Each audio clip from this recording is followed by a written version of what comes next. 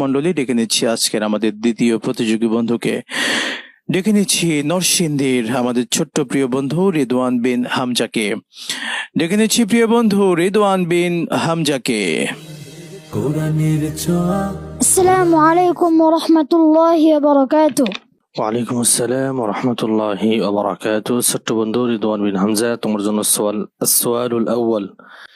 أعوذ بالله من الشيطان الرجيم. بسم الله الرحمن الرحيم. بل عجبت ويسخرون.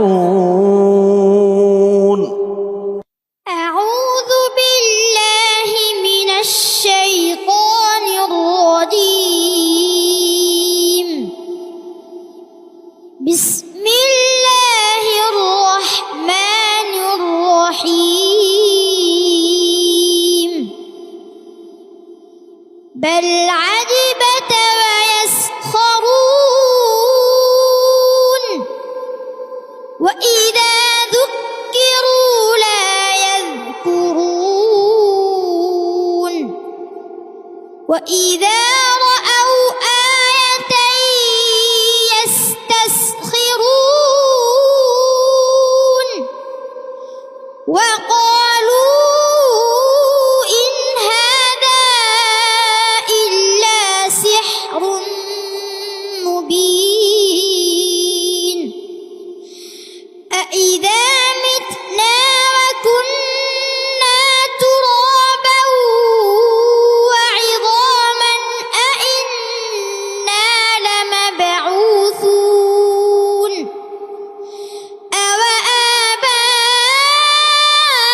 أوآباؤنا الأولون قل نعم وأنتم داخرون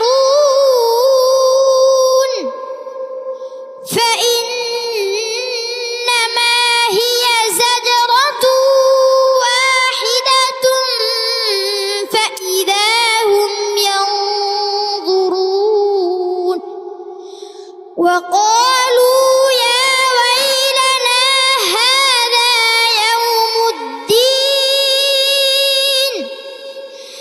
هذا يوم الفصل الذي كنتم به تكذبون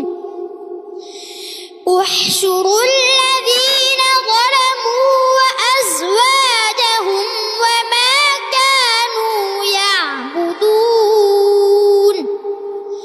من دون الله فاهدوهم إلى صراط الجحيم وقفوهم إنهم مسؤولون ما لكم لا تناصرون بل هم اليوم مستسلمون وأقبل بعضهم على بعض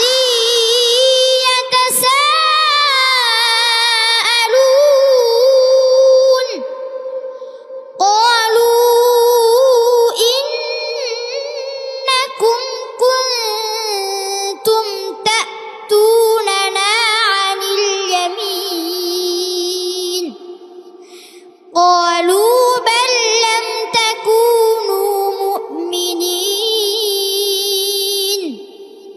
وما كان لنا عليكم من سلطان بل كنتم قوما طاغين. حسبك. صدق الله العظيم. আল্লাহু আকবার কাবীরা। ছোট্ট বন্ধু রিদওয়ান বিন হামজা, আমাদের নরসিংদীর এই ছোট্ট প্রিয় বন্ধু বরাবরের মতো এবারে কেমন করলো জানাচ্ছেন বিজ্ঞ বিচারক শেখ ইমরান হোসাইন।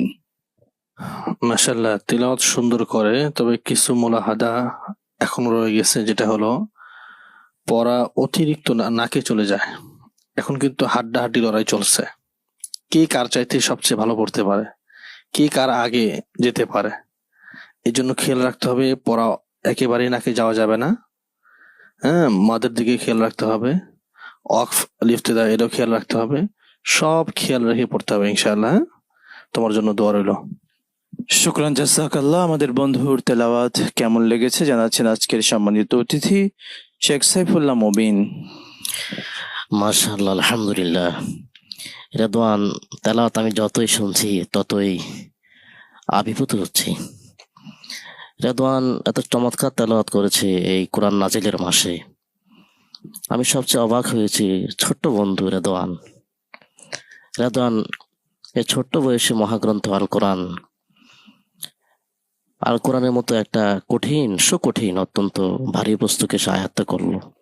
আমি আশা রাখি সে বিশ্বের দরবারে জাতীয় মঞ্চ থেকে গিয়ে আন্তর্জাতিক মঞ্চেও যাবে, সেখানে গিয়েও সে জাতীয় পতাকা, যেটা আমাদের লাল সবুজের পতাকা, তার হাতে আমরা দেখবো, এই আশা করছি। আল্লাহ কবুল করুন, আমিন। বন্ধু, দোয়া ভালোবাসা এগিয়ে যাও ইনশাআল্লাহ।